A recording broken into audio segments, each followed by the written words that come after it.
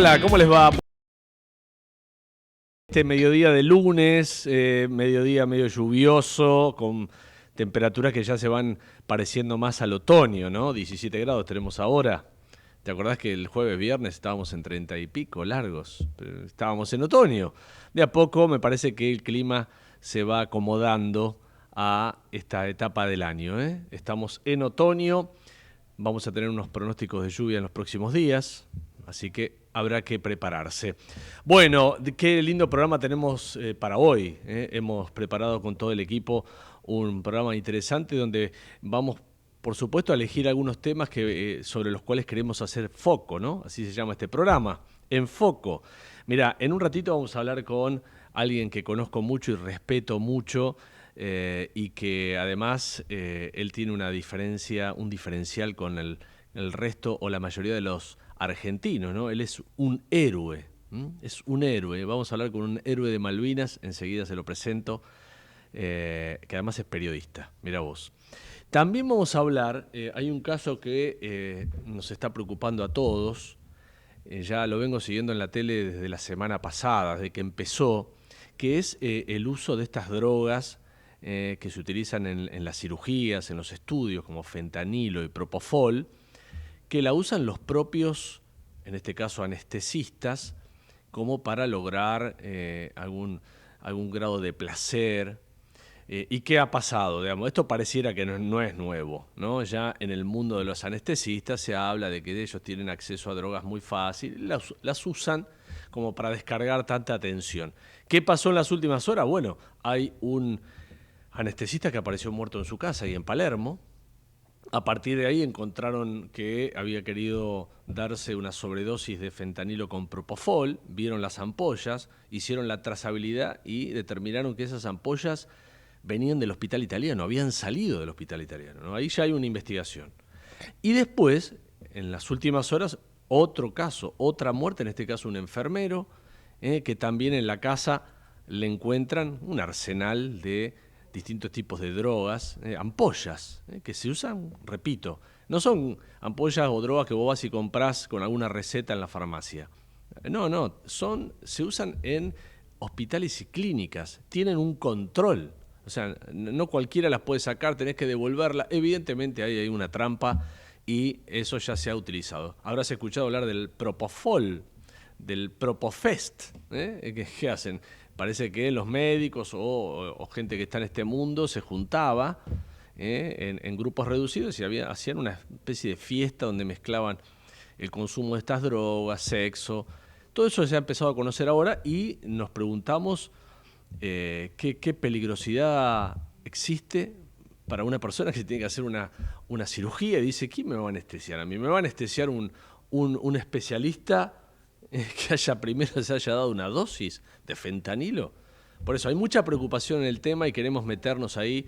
Vamos a consultar a dos especialistas para que nos den su opinión al respecto, así que ahí está planteado lo que va a ser la agenda de Enfoco de este lunes de abril, primera semanita de abril que va avanzando, nos vamos metiendo en el otoño. Bienvenidos a todos, soy Darío Lopreite, esto se llama Enfoco y arrancamos. Foco con Darío Lopreite. Volvió Rosario y sus miles de planes para disfrutar este año, con sus festivales, teatros y recitales para todos los gustos, con los eventos deportivos más emocionantes y la pasión que nos caracteriza. Volvió Rosario con paseos por la costanera, mates en la playa y tardecitas soñadas. Volvió Rosario. Ahora te toca volver a vos. Te esperamos con un 2026 lleno de sonrisas. Municipalidad de Rosario. Capacitate de forma fácil y gratuita. Accede al Instituto Legislativo de Capacitación Permanente en legislatura.gov.ar. Legislatura porteña. Nos une la ciudad. Somos PAE, líder global de energía. Ofrecemos productos y servicios a la industria y estaciones de servicio. Estamos presentes en todas las cuencas productivas y llegamos con gas natural a todo el país y la región. Producimos petróleo, GLP, energía eléctrica y renovable. Operamos la red de estaciones de servicio más moderna y con la mejor atención al cliente. Invertimos, innovamos, crecemos. Somos PAE, energía para la industria. Más de 100 empresas se sumaron al crecimiento en Entre Ríos porque es el mejor lugar para invertir. Con el régimen de incentivo a nuevas inversiones, accedes al 100% de extensión en impuestos provinciales por 15 años y reintegros en energía. Conoce más en entreríos.gov.ar. Gobierno de Entre Ríos. San Fernando informa en 60 segundos. 7 escuelas renovadas con fondos municipales ya se inauguraron. Con una inversión de más de 3.000 millones de pesos para la educación, el municipio trabajó durante el verano en mejorar 7 escuelas públicas provinciales. Se trata de la primaria 3, la secundaria 14 y la primaria de adultos 708, del barrio Virgen de Luján, la primaria 8, la secundaria 21 y el centro de estudios secundarios para adultos 452 y la escuela especial 503. El intendente Juan Andriotti destacó haber logrado estas renovaciones integrales completas en un momento muy difícil del país y del mundo. San Fernando, una ciudad que se renueva. San Fernando informa en 60 segundos. 7 escuelas. San Fernando informa en 60 segundos. 7 escuelas renovadas con fondos municipales.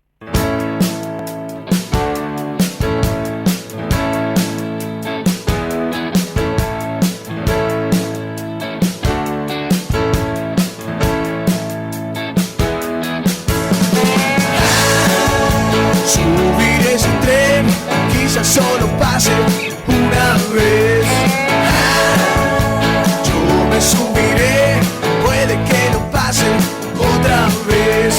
Mago de la lluvia, deja de llorar. No tengo ventanas, fría es la humedad. Mis padres son pobres y esta realidad no les da trabajo ni oportunidad. Así que subiré ese tren, quizás solo pase una vez. Yo me subiré, puede que no pase otra vez. Mirando la vía, puedo ver el mar. Nunca me arrepiento, ya no hay vuelta atrás. La gente me mira y no entiende mi flash, pero entren que yo espero, pronto llegará. Y entonces subiré ese tren, quizás solo pase una vez.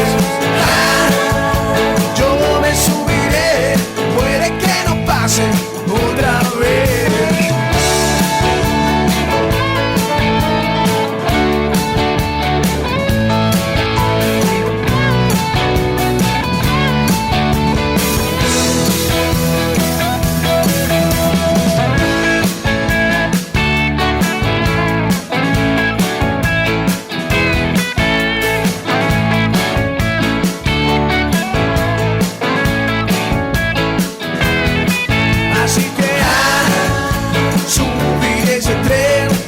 Solo pase una vez.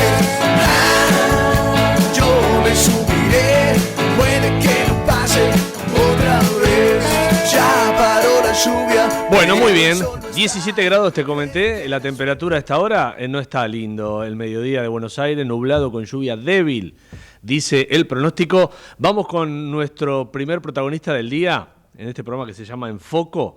Bueno, a ver, yo tengo una relación con quien ahora vamos a escuchar, lo conozco hace mucho, desde cuando yo empecé en periodismo, digamos. Yo empecé en Radio del Plata, cuando empecé ahí con 21 años, ponele, había ya otros periodistas importantes que trabajaban en la radio y alguien me dijo un día, ese que ves ahí es un combatiente de Malvinas. Pero no, si es periodista, no, había ido a Malvinas.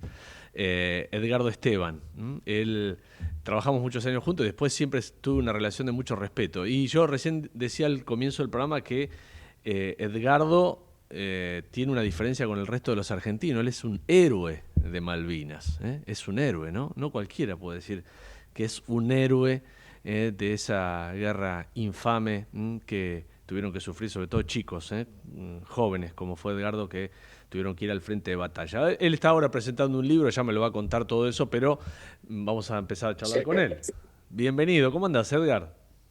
¿Cómo andás, Darío? ¿Me escuchás bien? Pues estoy justo en una actividad. Te escucho perfecto. La verdad que es un gusto charlar con vos, gracias por tu generosidad. Sabes que te quiero mucho, sos un amigo de la vida. Igualmente. salvo en lo futbolístico, que entiendo tu preocupación por hablar siempre del otro equipo y no hablar de ustedes, lo demás es... No. No, estamos bastante bien los dos, así que vamos bien, vamos a ver. Pero Vale. te quiero mucho y la verdad que es un gustazo poder charlar con vos. Bueno, Edgar, a ver, ¿por dónde querés empezar? La última batalla, contame eso, a ver qué es tu último libro. Sí, a mí la palabra héroe, ¿sabes qué? Yo siento que los únicos héroes que tenemos están allá en las islas, ¿no? Bueno. Es un faro que nos ilumina, creo que tenemos que trabajar todos los días, entender que Malvinas es el rescate de lo colectivo, salvo en un Mundial de Fútbol que vos te pones la celeste y blanca cuando salimos campeones y no nos preocupamos si de al lado de River, de Boca, de Independiente de San Lorenzo. Claro. El único evento similar es el 2 de abril. Este 2 de abril pasado veías en cualquier ciudad y vos lo cubriste. Sí.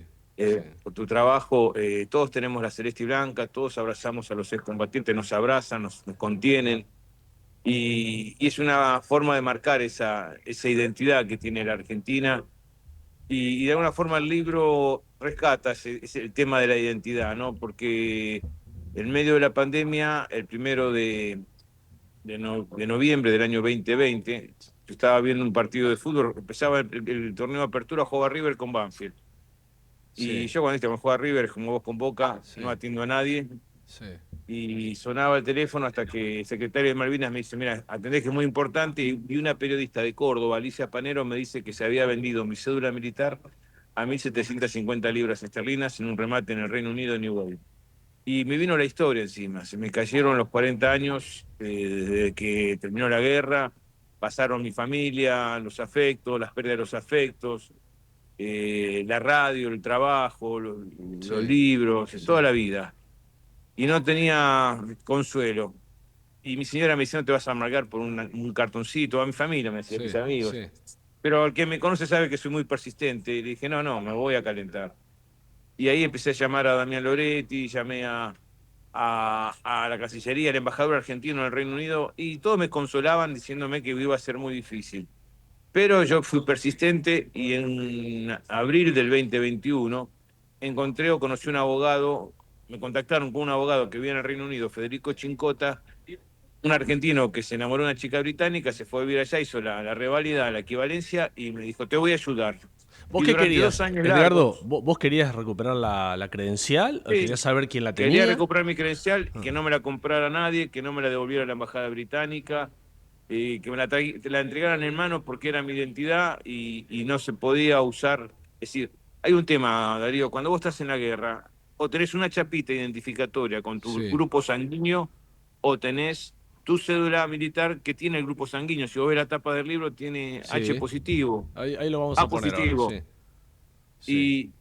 Y entonces fue como un capricho y ahí, bueno, empezamos a buscar al personaje que se llamaba Harry Pitt 69, quien se apropia de mi cédula militar y empieza a hacer todo un trabajo muy, muy riguroso de investigación mío porque sabía todo lo que yo hacía, a dónde estaba, qué era el director del museo, qué había hecho la película, qué escribía el libro, qué hablaba. Sí. Y se jactaba y me chicaneaba muy mal. Y hicimos la denuncia en el Scotland Yard en delitos de guerra, presentando fundamento de lo que es la Convención de Ginebra en lo que son prisioneros de guerra, que hay 2 artículos muy claros que dicen que un documento a un soldado no se le puede sacar porque justamente es su identidad y es lo que se le queda seguro. Si yo me pasa un accidente o muero, la única documentación que dice quién fui yo. Y entonces estuvimos 2 años, ya casi resignado todo el mundo, pero yo no. Sí. Y en casi febrero del 2022 me dice Federico Chincota, el abogado, cambiaron las autoridades del Scotland Yard, vamos a volver a atacar, a avanzar, y el 7 de abril, a 5 días del 2 de abril de los 40 años, me dice, el Scotland Yard está yendo ahora a buscar tu documento. ¿Quién estaba era por la 9 de julio, ¿Quién cerca era ese de Canal tipo? 13. Mirá vos, pero ¿quién era ese tipo, Edgardo? Ahí estamos viendo la carátula de tu libro, ¿no? Nunca supimos quién fue. Yo reconstruí un personaje y por eso el libro tiene una parte novelada que es él. Claro. A partir de algunos datos, de que sabíamos que era un coleccionista de antigüedades, que había comprado varios pertrechos de guerra. Ahí, viste, la periodista también, Alicia Panero de Córdoba, me daba información. Y lo imaginé un hombre solitario con su gato viviendo y estaba obsesionado con mi cédula militar. Porque entonces ahí hago toda una historia fantasía. eh, me imagino que es fanático de Bach y que toca variaciones Goldberg y que quiere una sillita que tenía un gran pianista que es el mejor concertista de Bach y que de alguna forma empieza también él a tener ese vínculo con la música. Bueno, y hay toda una historia que termina en el desenlace y el libro, bueno, porque la cédula militar me la terminan trayendo a la Cancillería Argentina y me la entregan en mano el 16 de abril del 2022. Sí. Y después hace otro recorrido, porque después yo me voy al Vaticano en diciembre del 2022 y lo voy a visitar a Francisco, que me invitó a hacer una experiencia inmersiva con Oculus que yo tenía en el museo cuando era el director. Y él me la bendice, la cédula militar, en el medio de la experiencia y en el medio del que él me dice, cuando estaba caminando virtualmente por las islas, esta va a ser la única vez que voy a caminar por mi país. Y yo le dije, no, usted va a volver. Me dice, no, ya creo que no voy a volver. Cosa que fue cierta. no y volvió. termino toda esta historia Sí. con mi hijo el año pasado, en junio del año pasado, que fuimos a Malvinas a cerrar la historia, a vivir la experiencia de un hijo con un hijo lo Sí, vivido en la guerra. Qué que increíble, fue maravilloso. ¿no? Qué increíble. Eso Sí. me lo habías contado cuando estuvimos ahí en la comida. Sí. ¿Qué significa para una persona que combatió en una guerra, un soldado, volver a ese lugar? Creo que no fue la primera vez que volviste, vos ya habías vuelto antes, ¿no? Sexta. Sexta, claro. Sí. Fue el primero que volvió. Si vos no te, si te acordás, fui en el grupo de periodistas que habían detenido a Pinochet en Londres. Sí. Y se abrió una ventana y ahí se armó una comitiva porque Chile decía que iba a darle o reanudar los vuelos desde Chile a las islas, se autorizaba que pudieran viajar ciudadanos argentinos, que fue una gran jugada también de la Cancillería Argentina. Y ahí volví como periodista. Yo estaba trabajando para Telemundo. Sí. Y yo salía todos mis vivos, lo hacíamos con Julio Bazán, que fue el compañero de Canal 13 Claro, que fue, claro. y salía con Mónica y César, y después salía para Telemundo, porque era un poco el acuerdo, yo era como un Claro. compañero narrador de la experiencia del excombatiente que volvía. Y hasta jugamos un partido de fútbol Mirá vos, con mirá Julio, vos. ¿te acordás? Sí, mirá Con, vos. que yo digo en mi libro del viaje ese, digo, perdimos 17-16, pero habíamos perdido 17-1 con un Julio Bazán impresentable en el fútbol. Mirá que es bueno, ¿eh? Es bueno jugando al fútbol, dice lo que lo vieron. Yo Sí, no- pero no podíamos jugar, qué sé yo. ¿No? Estaba Ah. el camarógrafo de Telefe, Claro. que fue un poco el que organizó, pero jugábamos, era un partido muy raro, con una pelota de tenis, con un arco muy Ah, chico. no. Se llama fútbol, tenis, bueno, Sí. un desastre, pero Sí. nos quisimos defender y no pudimos. Y ellos tenían dos jugadores muy buenos, ¿no? Uno jugó en Boca, ¿te acordás? Martin Clerc. Ah, mira, no recuerdo ese nombre. Que Maradona lo invitó a comer pizza, que llegó... Sí, Bueno, sí. inferior. Bueno, toda la historia. Pero bueno, me estoy yendo... No, y Y- cuando fuiste ahí, Edgardo, ¿qué sensación te da? Digamos, ¿tenés bronca, rabia a la gente que vive ahí, la que no los bancaron, a los ¿En las islas? gobiernos? Sí, cuando Es muy fuiste. raro todo, porque ahora hay habitantes de 81 países. Claro, Y del último censo, del 2021. Y es uno de los lugares con mayor ingreso per cápita, pero nadie trabaja, ¿viste? Entonces todos los que hacen trabajo de atender los negocios, los bares, son todos filipinos ahora. Porque tampoco los quieren a los chilenos. Entonces en el 99 fueron muy hostiles. Hoy ya esa hostilidad queda inexistente porque son todos muy grandes, porque la guerra, para ellos también, para las nuevas generaciones, es muy lejana. claro. Está así el paisaje, que está todo, gran parte de los lugares están todavía nuestros pertrechos de guerra, ¿no? Hay lugares vírgenes que vos vas y encontrás Qué bárbaro. marmitas, armamento, zapatillas, bolseguíes, Qué bárbaro. garrafa, es decir, lo que vos te imagines está todavía instalado ahí Yo ahora fui con un chileno que conocía un poco más y me dice, acá hay un lugar que es virgen, que no había nadie, y realmente era conmovedor. Después te voy a mandar las fotos porque Facu, mi hijo, sacó 4.000 fotos de allá y hay fotos buenísimas, ¿no? De todo ese recorrido. Pero- Y como decía mi hijo, no todo es barro, papá. Si vamos a recorrer la isla, me hizo meter 2 veces en el mar, Oh, con 11 grados bajo cero de sensación térmica. Pero ver la felicidad de él cuando nos metimos al agua, que yo no podía ni moría con el frío. sí. Me metería 10 veces más porque pudimos compartir esa otra mirada, ¿no? La que de alguna forma también me marca el optimismo de que no todo está perdido, ¿no? Y de que Yo siento que en algún momento vamos a recuperar nuestras Islas Eso te iba a Malvinas. preguntar, ahí iba a ir ahí. A ver, ¿por qué es un optimismo, digamos que sin un fundamento racional? ¿Por qué vos decís que la vamos a recuperar? Porque la diplomacia es muy dinámica, ¿viste? Todo puede pasar. Fíjate lo que era el gobierno anterior con con Sí, relación sí. a Estados Unidos, los vínculos. Claro. Un imperio puede dejar ser un imperio.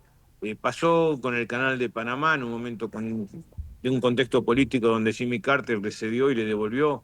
¿Te imaginás? Trump dice, Panamá es nuestro.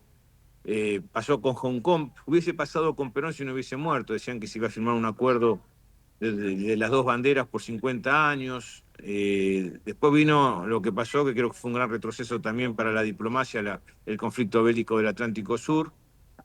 Pero yo, viste, siento que hay, si a mí lo que me preocupa que está la base más grande del hemisferio sur, que controla los pasajes Atlántico-Pacífico. Pasa algo en Canal de Panamá, los únicos estrechos son el Drake, el Canal de Beagle, el estrecho de Magallanes para pasar al Pacífico. Está la mayor reserva de agua potable del planeta, ¿no? Con todo lo que significan las reservas de alimentos y de petróleo que tiene el continente blanco, y dentro de 20 años se discute el Pacto Antártico. Entonces, todo es posible. Por eso también, desde Malvinas, dice, nosotros acá podemos, es el territorio británico. Entonces va a haber muchas disputas, muchas tensiones, y todo puede pasar, ¿viste? En la diplomacia. Lo que tenemos que ser es coherentes, que algunas cosas no estamos haciéndolas. Porque vos fijate, la semana pasada se votó en contra del repudio a la esclavitud en el mundo. Sí. Los 53 países africanos desde el año 66, desde lo que fue la resolución 2065, votaron siempre a favor de Argentina y al diálogo con el Reino Unido, como lo establece el Comité de Descolonización, como lo establece Naciones Unidas. ¿Qué van a votar ahora? Sí. Eso es lo difícil, porque hay relaciones que vos tenés que... Y la diplomacia es importante, y la construcción de esa diplomacia es muy importante. Por eso, hoy me cuesta entender hacia dónde vamos, pero... Sí. Nunca uno puede descartar que todo es posible y que va a Claro, pasar en algún momento claro. la oportunidad de que Argentina pueda recuperar Malvinas. Y hay que estar preparados para eso. Bueno, quiero preguntarte por tus colegas excombatientes, ¿no? Porque vos has podido rearmar tu vida, tuviste una profesión, la tenés, pero hay gente, viste, yo he escuchado tantos casos de soldados o excombatientes que se han suicidado, gente que no tiene laburo. ¿Qué resumen me podés hacer en general de cómo está, no hablemos casos particulares, pero en general, cómo está el excombatiente hoy? Mira, es muy distinto a lo que fue Iluminados por el Fuego y aquel contexto. Sí. Hoy hay una sociedad que los contiene, ninguno trabaja, pues hay un ingreso económico, siempre hay, es decir, con las pensiones, las jubilaciones, Sí. la gran mayoría está jubilado. Yo debo ser uno de los pocos que no me jubilé, Claro. porque me dediqué al periodismo y cuando dije, claro, tenía que haberme también hecho los trámites o los aportes como excombatiente y no los hice. Así que todavía sigo haciendo aportes para poder jubilarme dentro de dos años. Y hay una contención, no solamente del Estado, hay un lugar de ayuda que antes no existía, de contención psiquiátrica, porque el estrés postraumático es duro, la mochila de la guerra siempre la llevamos todos los que estuvimos allá. Sí. Vos te acordás de los primeros años, yo en el Radio del Plata no hablaba, empecé a hablar cuando me fui a escribir, Claro. y cuando Santo Biasati me dio autorización de irme un mes al sur a poder terminar el libro en el año 92, porque en 93 terminé el libro. Y creo que hay tantas miradas como excombatientes. Yo tengo y reconstruí un vínculo muy bueno con muchos de mis compañeros del grupo Artillería Aerotransportada 4, hay mucho diálogo. Hubo enojo también porque también no les gustó la película, viste, a veces es muy difícil reflejar o conformar a todo el mundo, pero por suerte ahora tengo ganas de hacer un libro con ellos, viste, de seguir manteniendo el vínculo porque es una contención. Es como que el otro día cuando presenté el libro, viste, estaban algunos compañeros de los medios, estaban mis compañeros de colegio, estaban los amigos de la vida, estaban mis compañeros de Malvinas, estaban mis familiares, estaban los compañeros de lo que uno va transitando en este camino, y creo que es eso, ¿no? Son las pequeñas huellas que vos vas dejando, y lo que uno trata de hacer es un aporte desde la cultura que como excusa me sirve a mí para exorcizar mis fantasmas, Claro.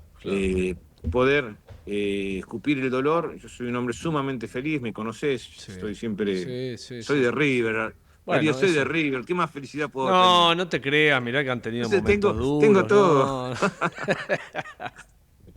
No, la Soy verdad muy que feliz de la vida. gozás de toda mi admiración, Edgar, en serio. No, aunque no te yo hubiera quiero mucho, te conocido. admiro, y vos también pasaste, vos también tuviste tu propia guerra. Sí, y, claro, y- claro. y que pude estar ahí cerca tuyo en ese momento. Sí, Y uno de esas huellas, vos sabés que perduran en el tiempo y que no se van más. Bueno, Sí. eso es lo que me pasa a mí con Malvinas. Pero Claro. cada uno a veces tiene su propia guerra interior. La guerra es Seguro, una guerra. Seguro. Pero tu guerra quizás fue muchísimo, pero muchísimo más duro que la mía en Malvinas, si lo sabes. Sí.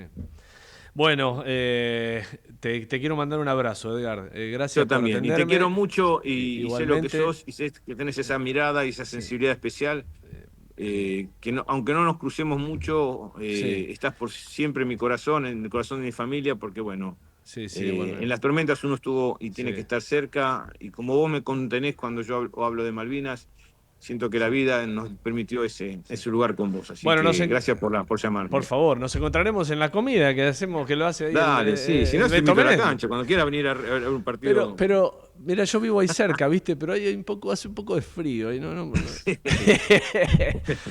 Qué lindo es pelear por el fútbol, me encanta la pasión. Hermoso. Che, bueno, un abrazo grande, gracias por Un atenderme. abrazo enorme, gracias por la entrevista. Gracias. Claro. Bueno, Edgardo Esteban con nosotros, 13:25 minutos.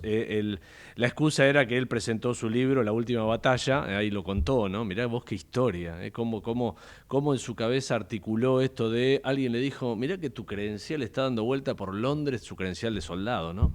Y a partir de ahí nació este libro que él acaba de presentar hace algunos días. Muy bien, por supuesto que daba para seguir charlando y yo no quise meterme mucho, siempre me da, por más que lo conozco y hablamos y vamos a comida juntos, a veces me da un poco de, tengo ahí como un freno de querer meterle y que me cuente qué pasaba cuando volaban las balas por la cabeza, ¿no? Que, viste, eso ha sido, me imagino que un momento imborrable para cualquier soldado. No quería entrarle por ahí. 13:28 minutos, tenemos que seguir, vamos. Ecomedios.com AM1220. Estamos con vos. Estamos en vos. Ahora, visitar Catamarca es más fácil que nunca. Te presentamos Visit Catamarca, la nueva plataforma donde podés planificar tu viaje y comprar paquetes y experiencias directamente de agencias y prestadores. Entrá a Visit Catamarca y empezá tu próxima aventura. Catamarca, más que un paisaje, todos. Catamarca, hermosa por naturaleza. Ministerio de Cultura, Turismo y Deporte. Informate en ecomedios.com. Seguinos en TikTok, @ecomedios1220.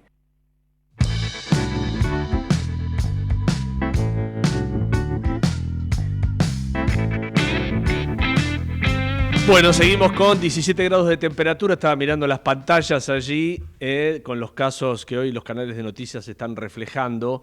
Quiero hacer un recuadro antes de seguir con el próximo tema. Un recuadro porque es otro tema de los últimos días que está en la agenda periodística en lo más alto. Es que son esto de los créditos del Banco Nación. No sé si hablar del escándalo de los créditos del Banco Nación, pero está haciendo mucho ruido. A ver, el Banco Nación, como tantos bancos, otorga créditos hipotecarios. Lo que pasa es que han empezado a trascender nombres de funcionarios políticos que han sacado créditos por 200 millones de pesos, 300 millones de pesos, cifras muy altas. Y ahí está entonces empezó el debate. El diputado que termina en 4 años, ¿es un funcionario, es un empleado público? Porque el Banco Nación tiene una línea especial para los empleados públicos. Ahora, yo me pregunto qué empleado público puede sacar un crédito, ¿no? Si el promedio de lo que ganan los estatales es bajo, en general. Entonces empezaron a aparecer nombres de funcionarios del Ministerio de Economía, varios nombres de ahí de la segunda línea, abajo del ministro Caputo. Empezaron a aparecer nombres de diputados, de la Alianza, de la Libertad Avanza, mejor dicho, que han sacado créditos. Entonces se ha armado ahí un lindo escandalete sobre esta cuestión, porque el tema es, quiero ir un poquito más atrás, cuando este gobierno llegó al Poder Ejecutivo querían privatizar el Banco Nación, lo querían privatizar porque no existe, no sirve, qué sé yo. Bueno, el Banco Nación la verdad que está haciendo una tarea importante que es dar créditos. Ahora, ¿quiénes toman los créditos? Si son solo funcionarios, empleados del Estado nivel jerárquicos, hay ahí un ruido que ojalá que esto se esclarezca. El ministro Caputo habló anoche del tema. Quiero que pongamos un pedacito de lo que él dijo.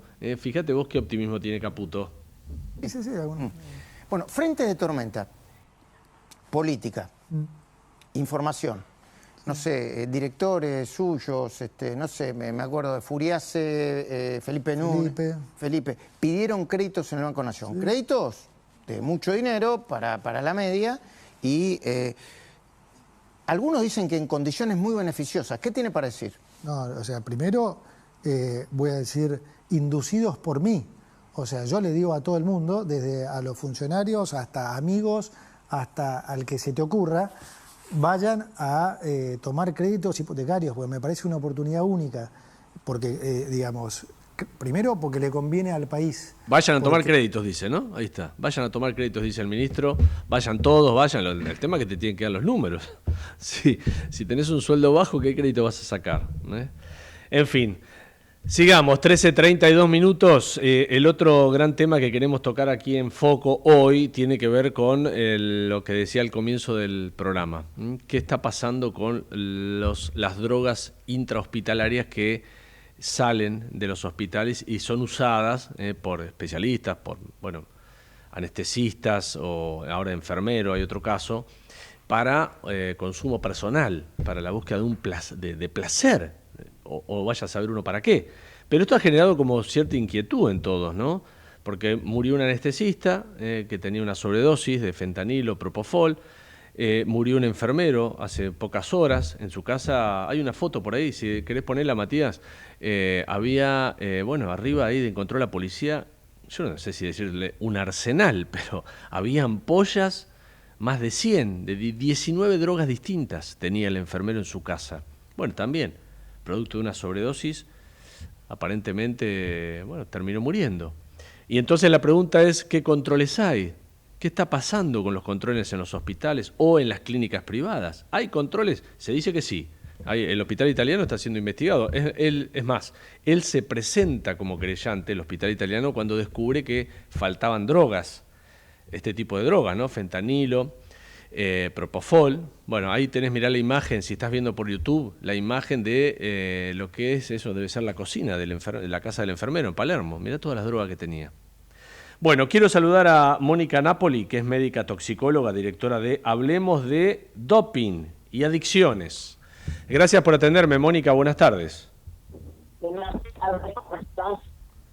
¿Todo bien? A ver si te podemos mejorar. No te estoy escuchando bien, Mónica, y me gustaría poder... Hola. A ver ahora, hay un poquito mejor. ¿Ahora? Hay un poco mejor.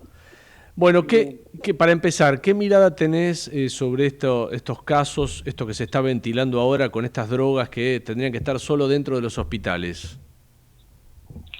Bueno, yo tengo 40 años de experiencia y en mis 40 años he atendido muchos médicos y personal de salud principalmente intoxicados con estas drogas, porque si bien cualquier persona puede ser adicta a uno de estos medicamentos y se los damos por primera vez, tiene un problema de adicción y sigue consumiendo, los que realmente tienen el acceso un poco más facilitado es el personal de salud. Pero como bien decías, hay todo un circuito controlado, así hay un protocolo para seguir de por dónde circulan estas sustancias dentro y fuera del hospital. Pero ¿qué pasa, Mónica? A ver, usted que está más en el tema, digo, ¿es tan fácil sacarlas por más controles que hay? Evidentemente salen de alguna manera, ¿no? Porque estamos viendo estos casos. Sí, bueno, yo te puedo contar el caso de una paciente que atendí que lamentablemente falleció por una sobredosis hace más de 10 años, que lo que hacía era, iba con la complicidad de un chofer de ambulancia a las clínicas y fingía que tenía una persona en paro, que por favor le den 2 o 3 ampollas, que las tenía que intubarlo. A veces lo conseguía y a veces no. O he atendido residentes sumariados y echados de los hospitales porque se robaban ampollas y bueno, hay un anestesista, no voy a hacer el hospital, pero no sé siquiera si está vivo todavía, que lo que hacía era que guardaba las ampollas en el ambo y le ponía menos ampollas o otro medicamento a los pacientes que se despertaban en la mitad de una operación, se sentaban, por ejemplo, en la camilla. Tremendo. Cosas terribles. Pero acá hay que ver dos cosas. Una que es que las personas tengan o no una adicción, que puede ser al juego, a las pantallas, al tabaco, al alcohol o a cualquier otra sustancia. Y algunas sustancias como estas que tienen la posibilidad de generar una fuerte dependencia. ¿Qué tipo de drogas son, Mónica? Si hablamos de propofol, fentanilo. Bueno, fentanilo por ahí es más conocido porque uno ve lo que pasa en Estados Unidos, ¿no? Con la gente como zombies en la calle. Exacto, son derivados del opio, como la morfina, entonces producen una fuerte dependencia y si, por ejemplo, nosotros lo utilizamos en algún paciente, tenemos que retirárselo con cuidado y evitar justamente que el paciente quede con esa dependencia. Después, más allá, si tiene algún problema de adicción, querrá tener más o no. Claro, claro. ¿Y qué generan? A ver, porque yo les preguntaba, estuve haciendo notas en la tele por este tema y hablando con alguna médica, me acuerdo que entrevisté a una cardióloga, que yo le decía, ¿qué busca? Un anestesista inyectándose esa droga que le pone a los pacientes. ¿Qué busca? ¿Cuál es el objetivo? Bueno, en realidad todo adicto lo que busca es compensar vacíos que tiene por historia personal, por un montón de cosas. Y lo que sucede justamente que como no se terminan de compensar nunca, los neurotransmisores cerebrales le piden que a ver si sigue consumiendo un poco más, a llenar a la satisfacción plena que nunca llega. Claro. Por eso siguen consumiendo. Yo trabajé en una comunidad terapéutica donde uno de los que se llamaban exadictos porque ya habían dejado de consumir decía, hay que estar muy mal para con la droga tratar de estar bien. Hay que estar mal previamente. Claro. Hay que estar mal, como dijo, previamente, claro. Ahora, claro. El tema es que acá, Mónica, estamos hablando con la doctora Mónica Napoli, toxicóloga, el tema es que no es, no sé cómo hacer la diferencia, pero una cosa es alguien cualquiera que se droga en su casa, una droga social, y otra es un anestesiólogo o un médico que toma una droga y que tiene que atender a la gente o que consumen en medio de la guardia, ¿no? Bueno, a ver, no quiero asustar a nadie, pero yo he atendido colectiveros consumidores de cocaína. No quiero decir con esto que todos lo consuman, pero bueno, también tiene el riesgo de poder matar a personas si comete un accidente. A ver, de cualquier profesión hay que ser muy responsable y es preferible que no se consuma nada. Por eso trabajamos muchas veces en el ámbito laboral en prevención del consumo de sustancias. Porque quizás un empleado en una empresa que maneja una grúa llega alcoholizado y también produce un accidente que puede matar a personas. Sí. Lo que pasa que acá... En este caso, claro, Mónica. En este caso es más sensible a la población. Exacto. Porque siempre pretenden, y es justo que así sea, pretenden que los médicos los cuidemos. El tema, la pregunta sería quién cuida a los médicos, ¿no? Donde ante un problema de salud, porque además de todo el robo y el delito y lo que quieran, que no lo quiero minimizar, acá hay un problema de salud de alguien que desesperadamente, por una fiesta determinada o porque tiene una adicción importante, busca una sustancia que no debería ingerir. Claro. ¿Usted había escuchado hablar de las Propofest? No particularmente. Yo casi todos los pacientes que atendía, y vuelvo a decir, hace 20, 30 años esto ya existía, eran pacientes que consumían ellos, no que hacían... Bueno, sí, a veces hacían reuniones y convidaban, por decirlo de alguna forma, pero no una fiesta programada donde aparentemente hay alguien que controla, bueno, ya es otra historia. Claro. Este tipo de drogas son mucho más pesadas que la cocaína, por ejemplo, con lo cual infiero que es más difícil tratar de curarse, ¿no?, de la adicción. Sí, por supuesto, son las más severas en producir dependencia física, por eso es muy difícil retirarla y hay que hacer tratamientos, a veces tenemos que hacer tratamientos de desintoxicación, internando al paciente por lo menos 7, 15 días y después continuar con un tratamiento ambulatorio. No es tan fácil decirle de un día para el otro lo dejo, claro, ¿no? Claro. Como pasa con el alcoholismo, que también tiene sus síndromes de abstinencia, como pasa muchas veces con el tabaco. Al de tabaco no lo internamos, pero a veces tenemos que ser más estrictos en las primeras semanas de tratamiento. Claro. Mónica Napoli, médica toxicóloga, hablemos de adicciones, ¿no? Es el cargo que tiene allí de directora, ¿no? De Hablemos de Adicciones. Queríamos charlar y de doping, ¿no? Y de doping, ahí está. Queríamos hablar con usted porque estamos tratando de buscar respuestas, Mónica, a esta situación que realmente preocupa, ¿no? Porque, como usted dice, sí, el colectivero, el otro, todos pueden ser víctimas de adicciones, pero cuando uno dice, es un médico, es un anestesista, y yo tengo que hacerme una cirugía, digo, a veces nos llenamos de preguntas, de dudas, de preocupación, ¿no? Ojalá que eso no pase y que estos sean casos puntuales, quedémonos con eso.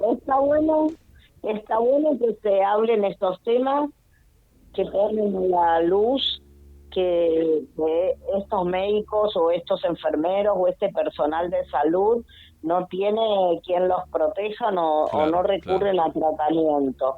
Pero también la población tiene que saber que esto es un mínimo grupo de personas. Bien. Yo he trabajado muchísimo con el coordinando el Colegio de Anestesistas de Provincia de Buenos Aires. Hay gente que está trabajando en la ciudad de Buenos Aires y vamos, todos los colegios de anestesistas saben que esto puede pasar y tienen que tomar cartas en el asunto. Lo que pasa es que el que tiene más el problema es el que no pide ayuda. Claro.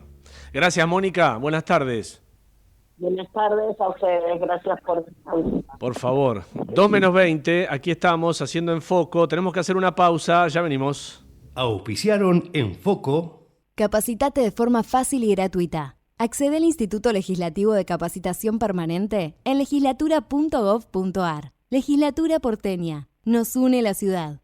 Volvió Rosario y sus miles de planes para disfrutar este año.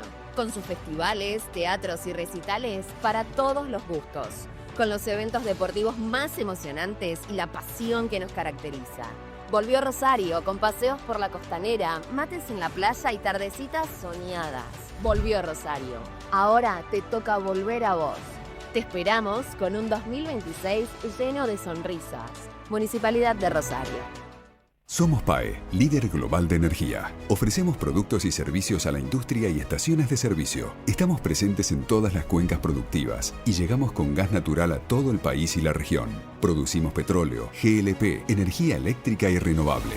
Operamos la red de estaciones de servicio más moderna y con la mejor atención al cliente. Invertimos, innovamos, crecemos. Somos PAE, energía para la industria. Más de 100 empresas se sumaron al crecimiento en Entre Ríos porque es el mejor lugar para invertir. Con el régimen de incentivo a nuevas inversiones, accedes al 100% de extensión en impuestos provinciales por 15 años y reintegros en energía. Conoce más en entreríos.gov.ar. Gobierno de Entre Ríos. Córdoba tiene tantas opciones que muchos la llaman la capital de escapadas todo el año. Un destino preparado para que conectes con la naturaleza cuando quieras. O metas un fin de detox para recargar con el aire sanador de las sierras. Hacer deporte, comer como te mereces, brindar con un gran vino. O vivir Semana Santa pero visitando a un santo de verdad. Un lugar preparado para que puedas disfrutar todo el año. Vení a Córdoba, disfruta más fácil. Agencia Córdoba Turismo. Gobierno de la provincia de Córdoba. Hola, soy el Ratón Pérez. Quería mandarle un saludo a mi amigo Laucha que se puso una pyme. Le quería decir que desde la app Galicia Office te podés loguear con el dedo o la cara, invertir al toque y pagar con QR. Y como se puso una metalúrgica, ¿podrían ponerle un tema de metal? Buena la radio, muy buena. Cartera comercial. Para más información y condiciones o limitaciones aplicables, consulta en galicia.ar/empresas/app-galicia-office.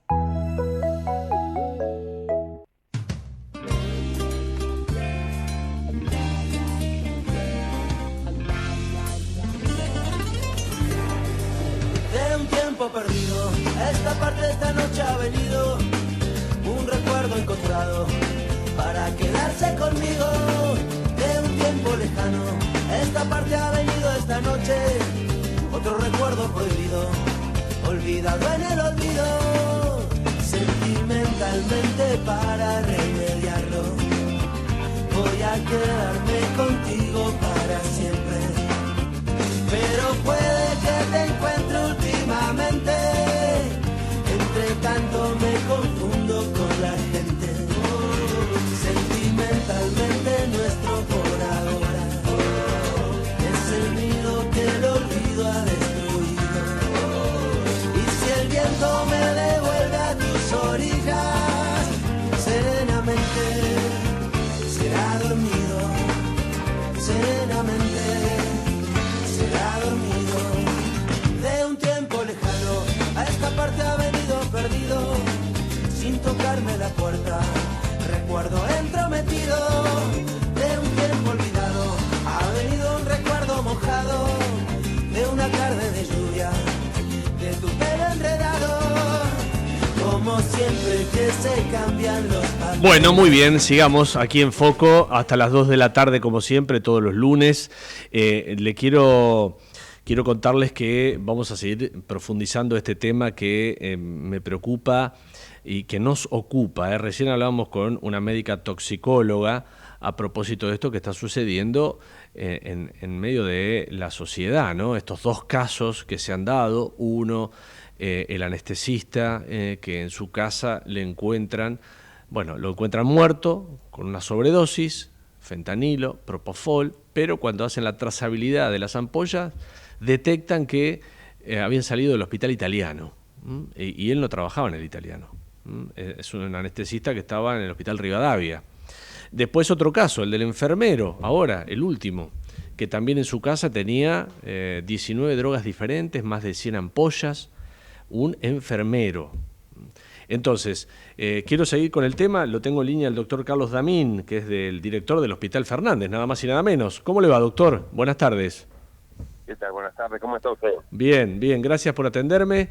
Estamos sumando miradas a esta historia, ¿no? Que no deja de ser preocupante. Recién yo le decía a la doctora que charló conmigo, uno entiende que las adicciones están en todo el mundo, en todos los sectores de la sociedad, ¿no? No sé, el operador puede ser adicto, el chofer del que me lleva en el auto, pero cuando uno dice, ¿cómo? ¿Son adictos los anestesistas? Y yo tengo que hacerme una cirugía o un estudio. Por ahí nos llenamos de dudas, doctor. Sí, lamentablemente es así y puede haber alguna duda, pero varias cosas para tener en cuenta. Primero, los médicos, igual que los anestesiólogos, formamos parte de esta sociedad. Sí. Tenemos vulnerabilidades también, trabajamos con mucho estrés, con lo que eso es posible. Segundo, estamos hablando de un grupo de 5 o 6 anestesiólogos, con lo que no estamos hablando de los anestesiólogos. Claro. Y podemos mencionar, es decir, a ver, que tengamos en algunos casos algún policía corrupto, no podemos generalizar esto y decir que la policía es corrupta. O lo mismo con cualquier otra cosa. El otro día con un colega suyo ponía como ejemplo, usted debe recordar, hace 5 o 6 años un piloto alemán estrelló en un suicidio, estrelló un avión con 300 personas arriba, y uno no por eso debe pensar que los pilotos son o tienen depresión o son todos suicidas.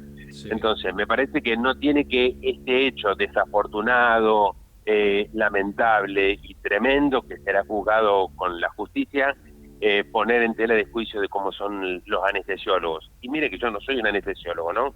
Pero sí. Me parece que la gente tiene que confiar porque es gente normalmente muy formada, muy capacitada y que se forma para que las cirugías salgan bien. Claro, claro. ¿Es tan fácil sacar este tipo de drogas, doctor? Usted que está en el Hospital Fernández, digo, yo he escuchado que en los hospitales, en las clínicas, todos tienen controles, ¿no? son muy controladas, son sustancias muy controladas por este mismo problema, porque, a ver, imaginemos, ¿no?, que en Estados Unidos se mueren 100.000 personas por año por el fentanilo, y los anestesiólogos trabajan con el fentanilo. Entonces son sustancias muy controladas por su potencia, por su capacidad de generar dependencia, y entonces, bueno, tanto en el Hospital Fernández como probablemente en todos los hospitales del gobierno de la ciudad, la trazabilidad que se lleva adelante y el control, primero, que es por muchas personas, donde una ampolla de fentanilo, de propofol, sale de la farmacia, va al quirófano, lo que sobra se descarta y son más de una persona las que se ocupan del descarte, y vuelve la ampolla vacía a la farmacia. Es decir, hay controles. ¿Que puede haber microsustracciones, microrobos? Sí, claro, puede haberlo, los sistemas no son infalibles, pero es raro que sea algo masivo, ¿no? Claro, exactamente. Yo he escuchado, uno conoce anestesistas, qué sé yo, y siempre hay como un mito, o no sé si mito, pero que tienen acceso a drogas y la utilizan como para búsqueda de placer, doctor, ¿no? Este tipo de drogas. Bueno, puede ocurrir, no es algo por ahí que ocurra frecuentemente, pero puede ocurrir, y ya le repito, como es su herramienta de trabajo, es esa herramienta de trabajo que utiliza todos los santos días. Bueno, puede ocurrir que en algún momento subestimen su efecto o le genere algún nivel de curiosidad y que puedan terminar usándola, mal utilizándola obviamente como sustancia de abuso, cosa que no debería ocurrir, pero le repito, son humanos también, ¿no? Sí. Entonces, usted, por ejemplo, en el Hospital Fernández, ya que usted es el director, tiene un sistema de control, hay que devolver la ampolla si se usa hay que devolverla vacía, y si no, se descarta lo que queda. Exactamente, pero es un sistema que ocurre hace 30 años, ¿no? Es decir, no es algo nuevo ni recién implementado, sino que son sustancias de extremo control por su potencial peligrosidad. Claro, claro. Esto de las guardias, doctor, también lo he escuchado incluso de boca de médicos, de especialistas, esto de las guardias largas, que bueno, para evitar todo el estrés, ¿también se usen drogas en medio de una guardia? No, eso es un mito urbano. O sea, son muy pocos los profesionales de guardia que hacen 24 horas de guardia, casi todas las guardias están partidas. Entonces es muy raro que un profesional trabaje más de 12 horas seguidas, incluso en aquellos nombramientos de 24 horas hay una rotación entre ellos, porque sí, la verdad que estar 24 horas de guardia y pretender que durante 24 horas se esté en condiciones óptimas para hacer una cirugía, por ejemplo, con lo que eso se ha ido corrigiendo y son muy pocas las guardias de 24 horas en los hospitales públicos, por lo menos, donde se mantengan de esta manera. Y en todos los hospitales, ya que son públicos como el Fernández, digamos, ¿hay este tipo de controles con estas drogas?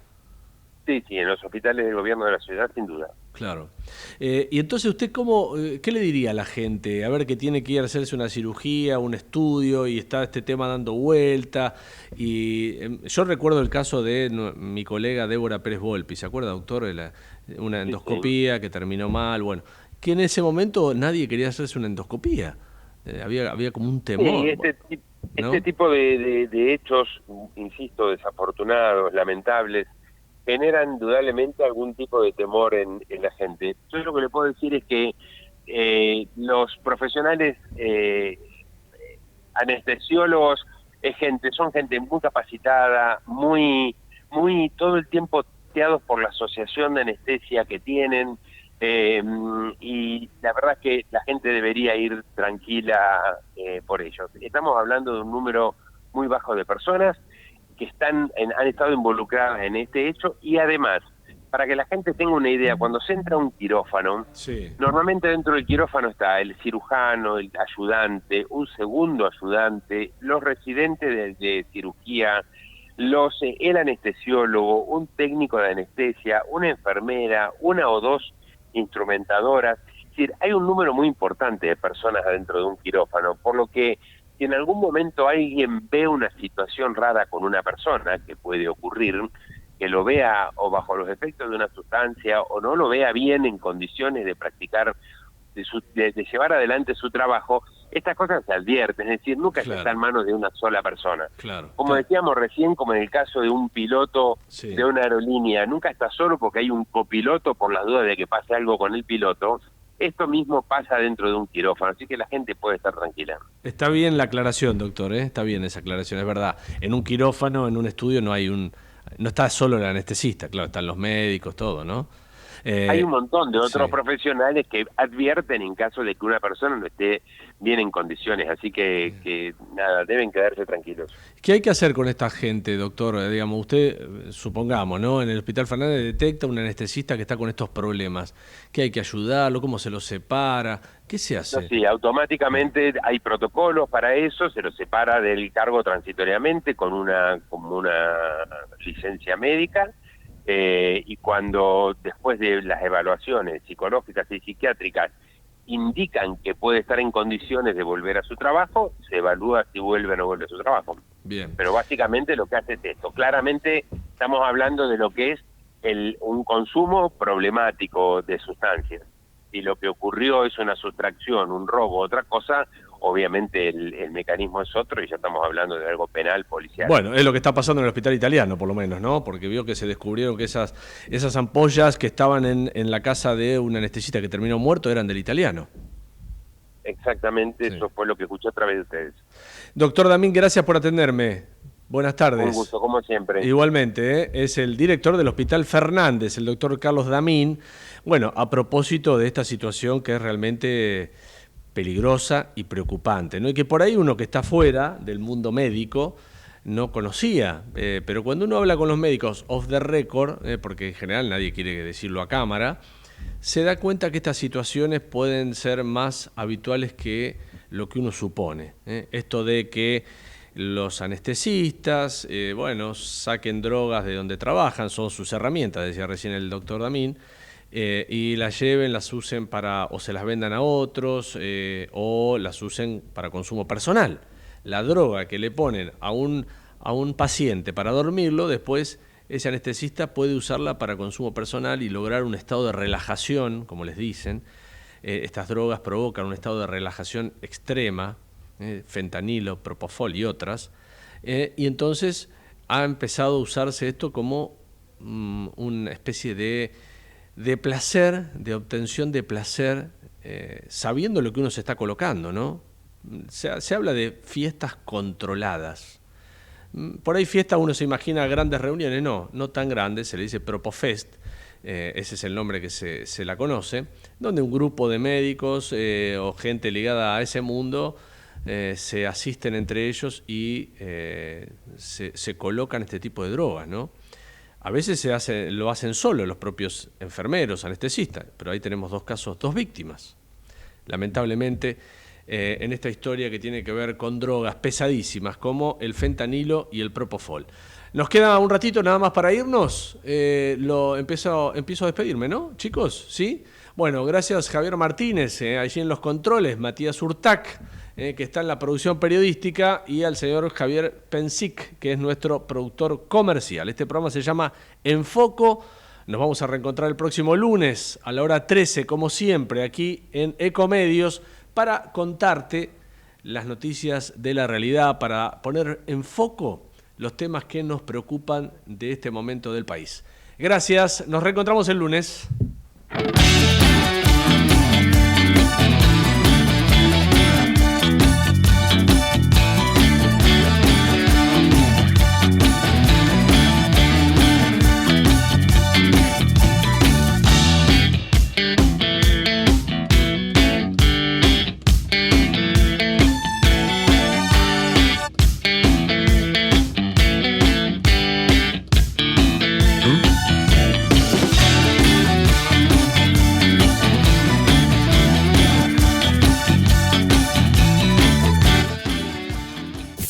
Desde Buenos Aires, transmite LRI 224, AM 1220, Ecomedios.